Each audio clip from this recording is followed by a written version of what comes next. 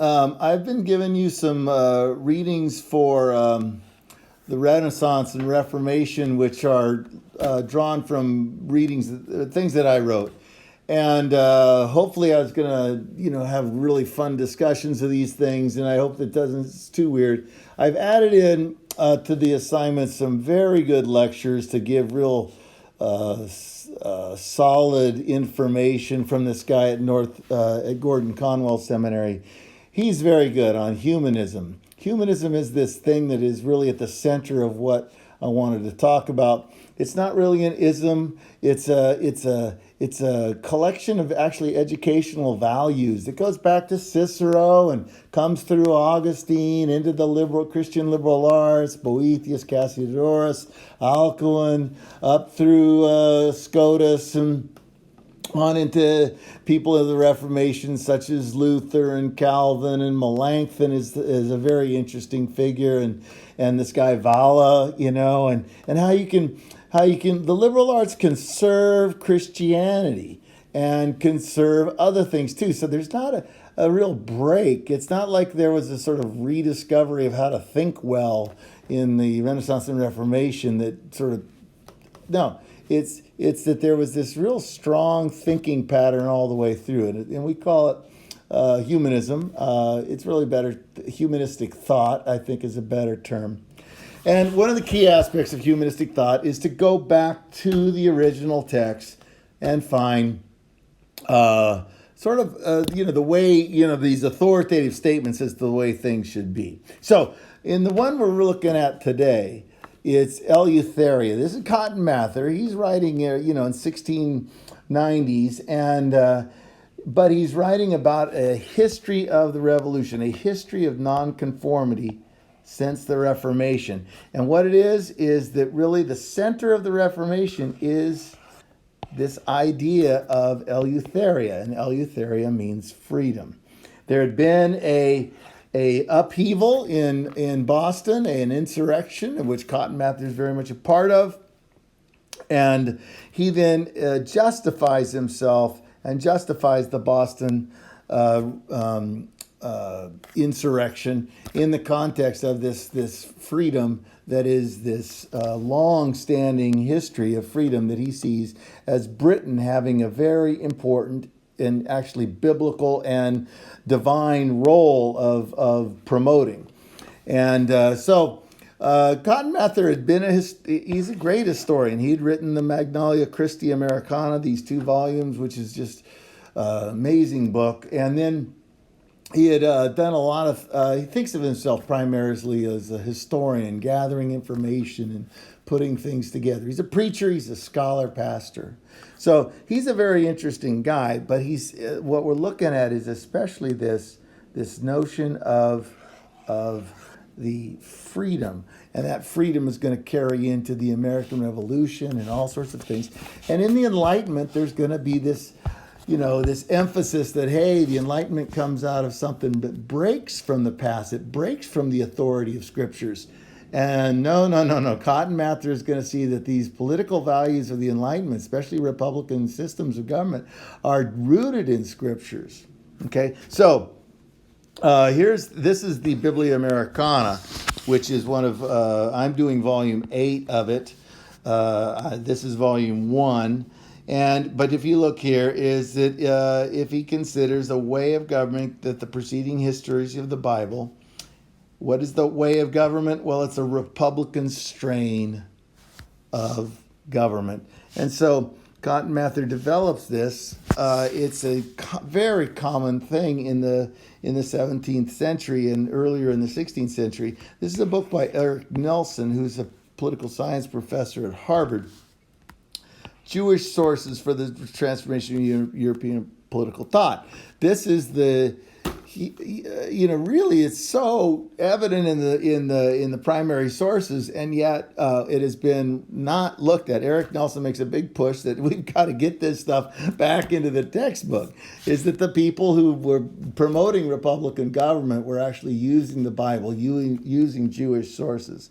The basic idea is that God is king, but here on earth we do things in a sort of Republican fashion of separation of church and state.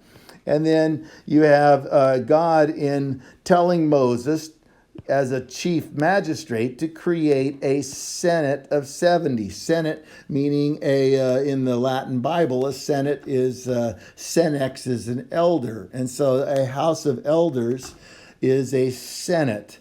And so you get this relationship created, which is a Republican style relationship. You don't get separation of power. You don't get checks and balances. You don't get veto. Or you do get separation of power, but you don't get veto, term limits, and things like that. And what you get is with this is a general promotion, what she calls this Republican strain in the Bible, of consent of the governed.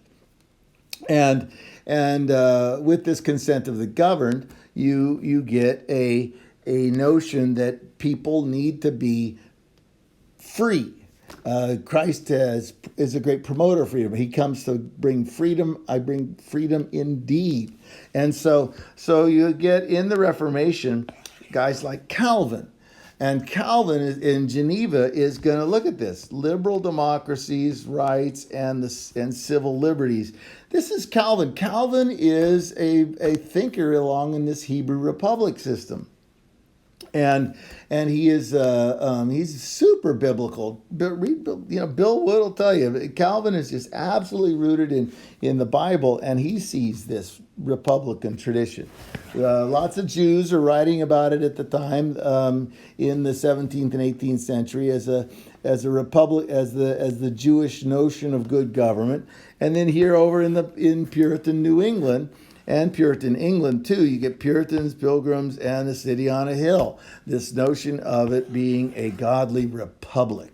So Republican government, especially its promotion of freedom, is a deeply biblical idea that passes throughout history. And so what the Reformation humanists are doing is simply going back to the texts and illuminating what was already there.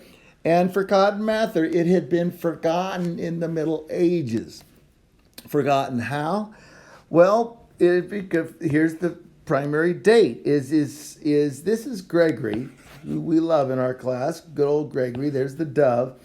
Gregory sees, and he writes in one of his letters, his epistles, that anyone who calls himself a universal bishop and desires this title, is the precursor of the Antichrist. Well, the Pope who follows him, which is Boniface III, has this other guy who's the Holy Roman, I forget exactly what focus is. I think he's the patriarch. He might be the emperor. He's the emperor of the East. And he names Boniface sovereign and universal bishop. And so, forgotten matter, this is a no-brainer. And this is actually a deep historical tradition in Britain. Cotton Mather doesn't do the research to find this. He reads it in earlier sources, that this is the break. It's right around the year 600. It is the break that creates the bad popes, when things go bad, when they turn their back on Republican government. But, lo and behold, what is great about Britain is that Britain had already separated itself from the rule of the Pope and from this notion of a universal bishop. A Pope named Eleutherius, very early on, this is like in the 2nd century, okay, and his name in Latin would be Liberius.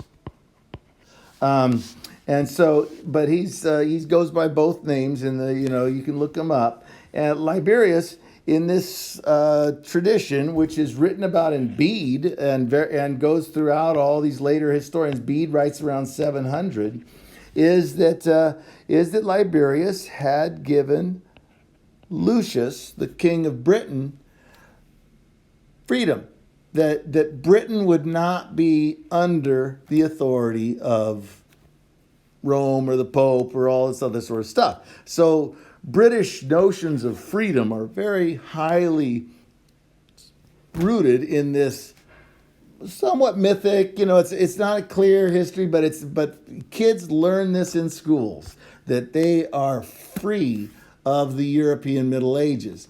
And so this prior bishop is a good pope, and so the popes are giving him freedom. And so then what happens is Cotton Mather uses this as a basis to critique what's going on in England and promote what's going to happen in the American Revolution, which is that we need to take this and expand on it. We need to promote this idea of liberty, and that one of the problems is that there's these other folks. Here's the King Lucius story, and the Eleutherians. The trouble is that there's these in a biblical way, and he calls them the Idumeans.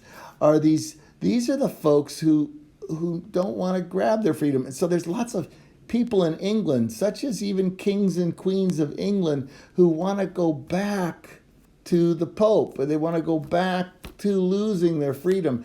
No, you need to grab your freedom, and it's up to us to grab our freedom.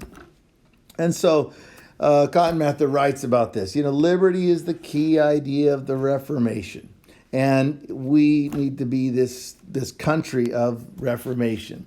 And one of the things he does then is ultimately put it into an apocalyptic sort of system.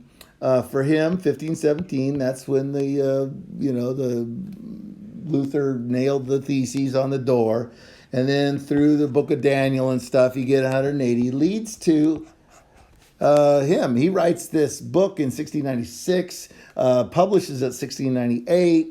He doesn't think that he's nailing the date down here, but he's saying, look, we are on the forefront of the future coming of the final, whatever he's, God's going to do with the recreation of the earth. And this is that vintage. And this is the word which you get in the Civil War, the song, the vintage, the grapes of wrath are sown. And so this is the harvest is coming in the vintage, and it's all about freedom. Okay, so that's the issue that I bring up here, and this is the way. It's a much more sophisticated way of thinking about the Middle Ages and the Reformation and such and humanism than to simply sort of say that the Enlightenment created a sort of new anti-authoritarian mentality where, lo and behold, we come up with going back to Rome and finding the Republican government.